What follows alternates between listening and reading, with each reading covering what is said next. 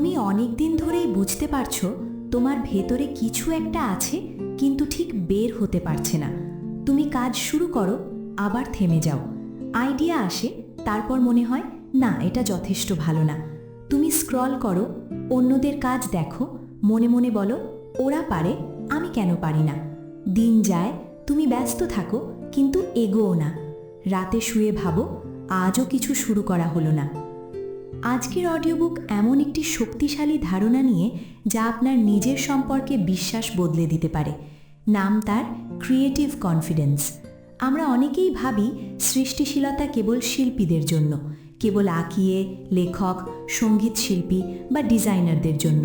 কিন্তু আজ আমরা যে সত্যের সামনে দাঁড়াবো তা হলো সৃষ্টিশীলতা মানুষের স্বাভাবিক ক্ষমতা। আপনার ভেতরেও আছে, শুধু হয়তো আপনি তাকে বিশ্বাস করতে ভুলে গেছেন। আজকের এই যাত্রা সেই ভুলে যাওয়া শক্তিকে আবার জাগিয়ে তোলার যাত্রা। ছোটবেলায় আমরা সবাই সৃষ্টিশীল ছিলাম।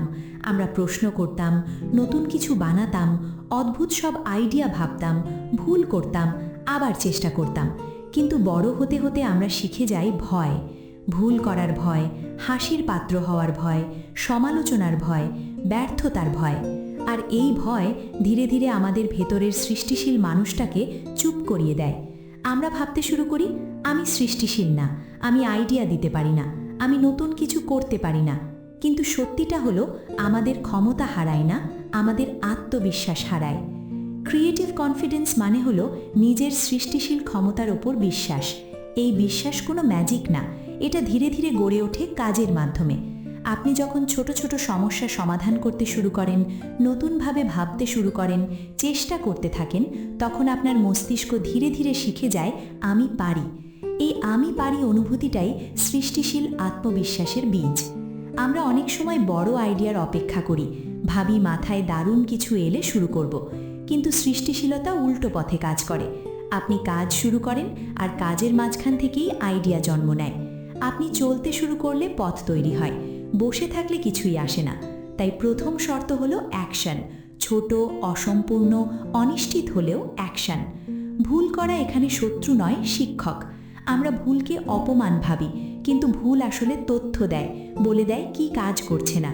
প্রতিটা ব্যর্থতা আপনাকে একটু করে এগিয়ে দেয়, যদি আপনি থেমে না যান। সৃষ্টিশীল মানুষরা ব্যর্থতাকে এড়িয়ে চলে না, তারা ব্যর্থতাকে ব্যবহার করে। তারা জানে প্রতিটা চেষ্টা তাদের শেখাচ্ছে। আর একটা গুরুত্বপূর্ণ বিষয় হলো সহানুভূতি। সৃষ্টিশীলতা শুধু নিজের মাথার আইডিয়া না, এটা অন্য মানুষের প্রয়োজন বোঝা। আপনি যখন মানুষের কথা শোনেন, তাদের সমস্যার দিকে খোলা মন নিয়ে তাকান, তখন আপনি নতুন সমাধান খুঁজে পান। সৃষ্টিশীলতা মানে শুধু নতুন কিছু বানানো নয়, বরং অর্থপূর্ণ কিছু বানানো, যা মানুষের কাজে লাগে, মানুষের জীবন ছুঁয়ে যায়। অনেক সময় আমরা নিজেরাই নিজের পথে বাধা হয়ে দাঁড়াই। ভেতরের কণ্ঠ বলে তুমি পারবে না, তুমি যথেষ্ট ভালো না, অন্যরা তোমার থেকে অনেক এগিয়ে। এই ভেতরের সমালোচককে চুপ করাতে হবে না, কিন্তু তাকে নিয়ন্ত্রণ করতে শিখতে হবে। ভয় থাকা স্বাভাবিক, সাহস মানে ভয় না থাকা নয়, ভয় নিয়েও এগিয়ে যাওয়া। আপনি যখন নতুন কিছু চেষ্টা করবেন, তখন আপনি অস্বস্তিতে পড়বেন। পরিচিত জায়গা ছেড়ে বের হলে অস্বস্তি হবেই, কিন্তু সেই অস্বস্তির মধ্যেই বৃদ্ধি লুকিয়ে থাকে। আপনি যদি সবসময় নিরাপদ জায়গায় থাকেন, তাহলে আপনি কখনো জানতে পারবেন না আপনি আসলে কতটা পারেন। সৃষ্টিশীল আত্মবিশ্বাস জন্মায় ঠিক সেই মুহূর্তগুলোতে, যখন আপনি ভাবেন আমি পারবো তো, তারপরেও আপনি চেষ্টা করেন। ছোট সাফল্যগুলোকে হালকা করে দেখবেন না। আপনি হয়তো ভাবছেন এটা খুব সাধারণ একটা কাজ, কিন্তু আপনার মস্তিষ্কের জন্য এটা প্রমাণ আমি চেষ্টা করেছি আর কিছু একটা হয়েছে। এই ছোট প্রমাণগুলো একসাথে মিলেই বড় আত্মবিশ্বাস তৈরি করে। সৃষ্টিশীলতা দলগতও হতে পারে। যখন আপনি অন্যদের সঙ্গে আইডিয়া শেয়ার করেন, একে অন্যের ভাবনা শোনেন, তখন নতুন দিক খুলে যায়। একা সব উত্তর জানার দরকার নেই। প্রশ্ন করতে শেখা, সাহায্য চাইতে শেখা, সহযোগিতা করতে শেখা, এসবই সৃষ্টিশীলতার অংশ।